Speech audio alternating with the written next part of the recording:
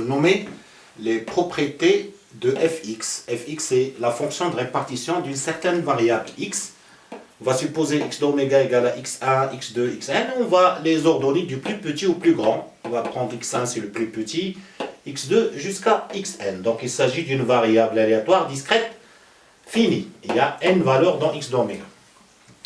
Donc je suppose que la loi elle est distribuée comme ça sur ce tableau. Et donc p de x égale xi. Pour ne pas manipuler beaucoup les p de x égale xi parce que ça prend beaucoup d'espace, on va les appeler P1, P2, Pn. Donc P1 c'est P de x égale x1, P2 c'est P de x égale x2, etc. Alors la fonction de répartition, je rappelle, elle est définie de R à valeur dans 0, 1, qui à chaque x de R, on lui associe son image. C'est quoi? Fx de x, c'est la probabilité que x prenne une valeur inférieure ou égale à x. Donc je vous rappelle que c'est une probabilité et donc elle est dans 0, 1. Alors les propriétés de la fonction de répartition, la première propriété elle est positive. C'est évident parce que c'est une probabilité et les probabilités sont toujours positives. Vous pouvez ajouter que fx elle est inférieure ou égale à 1, toujours puisque c'est aussi une probabilité. Fx elle est croissante. Pour la croissante, je vais brièvement vous parler de la croissante en disant, je vais montrer que cette fonction croissante, donc il est hors question d'utiliser la notion de dérivabilité parce qu'on ne sait pas est-ce que c'est dérivable. D'ailleurs, elle n'est pas dérivable partout. Donc je reviens à la définition de croissante qu'on a au début sans parler de la dérivabilité. Donc on dit qu'une fonction croissante, si quel que soit A et B appartenant ici, c'est R, le domaine de définition.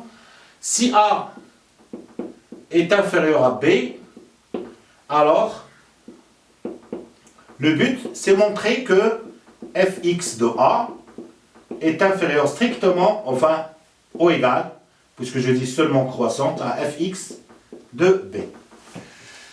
Alors, si A est inférieur à fx de A, c'est l'événement x inférieur ou égal à A. C'est la probabilité de cet événement. Fx de A, c'est probabilité de x inférieur ou égal à A. Fx de B, c'est la probabilité de l'événement x inférieur ou égal à B.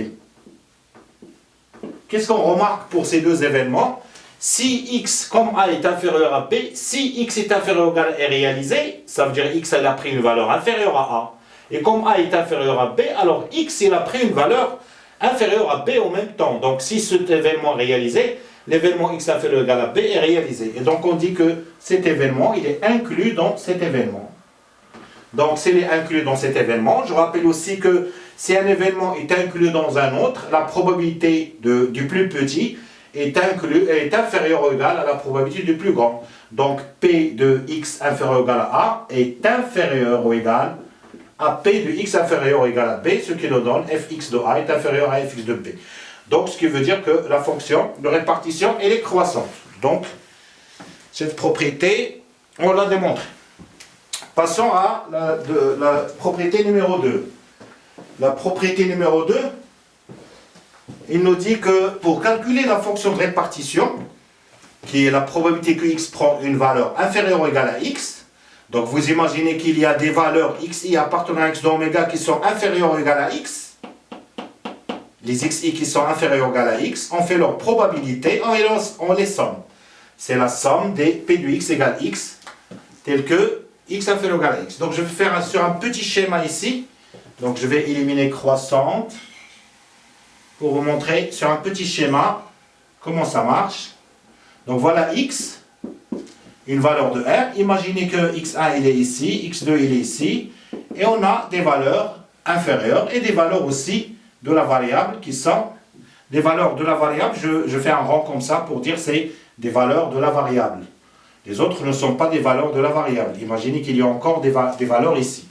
Donc, la probabilité que x prend une valeur inférieure ou égale à x, ça veut dire qu'il prend cette valeur, et x prend cette valeur, ou x prend cette valeur, pardon, x prend la valeur x1 ou x2, ou jusqu'à une valeur que, la plus grande valeur qui est inférieure à x. C'est pourquoi j'en fais ce somme. C'est la somme sur les x et appartenant à x d'oméga, tel que les x sont inférieurs à x, et je fais la probabilité de x égale xi. Donc, l'image de ce x, c'est probabilité de ça, plus ça, plus ça, plus ça, etc. Dans la pratique, on n'aura pas à calculer l'image de x qui n'appartient pas à x de oméga. On a cette propriété lorsque ce x, c'est une valeur parmi les valeurs prises par la variable. Alors, lorsque c'est une valeur prise par la variable, elle-même, il sera noté xk. Et donc, il sera une valeur. Et donc, la somme, il va aller de 1 jusqu'à k. Et donc, j'aurai P1 plus P2 plus PK. P1, c'est P de x égale x1. P2, c'est P de x égale x2. Jusqu'à P de x égale xk qui est égal à PK. Donc, cette somme-là, il devient, tout simplement, au lieu d'écrire comme ça, je peux écrire somme des P de x égale. Donc, je vais arriver à k. Donc, k, c'est maximum. Donc, j'utilise plus k comme indice de sommation. Je vais utiliser un autre indice, i, de P de x égale xi, avec i compris entre 1 et k. Donc, la somme qu'on avait tout à l'heure, P1 plus jusqu'à pk. Donc, voilà pour ces propriétés. Vous les avez dans le cours que vous avez. Sinon, vous pouvez les recopier pour compléter votre cours. Alors, venons maintenant à cette propriété, parce que lorsque vous faites fx de xk, vous trouvez c'est P1, fx de xk, c'est P1 plus P2 plus PK. Et si vous faites fx de xk moins 1, c'est-à-dire la valeur qui était avant xk, c'est P1 plus P2, mais on ne va pas arriver à PK, on va arriver à PK moins 1. Donc, lorsque je fais la différence entre les deux, P1 se simplifie, P2 se simplifie. Et là, avant PK, j'avais PK-1. Et PK-1, il se simplifie. Donc, ce qui reste, c'est PK. Et donc, PK, f de xk moins f de xk moins 1 égale PK. Cette formule est très importante. Pourquoi? Parce que vous avez vu l'exercice que vous avez fait. On vous a donné la fonction de répartition et on vous a demandé la loi. Et donc, voilà la formule qui va vous donner la loi carrément, parce que les PK, ce sont ici, c'est la loi. Et donc, la loi, il est donnée par la différence de l'image, par la fonction de répartition de deux valeurs successives de la variable aléatoire. Donc, si vous faites fx de xk moins fx de xk moins 1, vous allez trouver PK.